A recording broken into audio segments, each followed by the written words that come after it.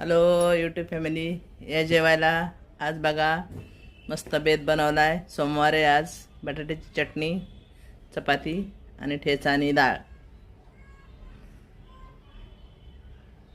हे बघा मस्तपैकी बटाट्याची चटणी बनवली, ठेचा आहे, चपाती बनवली आणि ही डाळ बनवली. मस्त छान जेवण बनवलं, एकदम फर्स्ट क्लास. तुम्हाला खाऊन पण दाखवते मस्तपैकी. या जेवायला बघा, मस्त लागतं.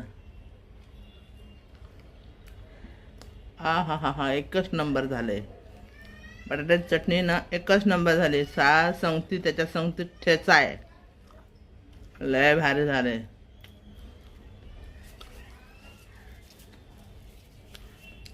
डाळ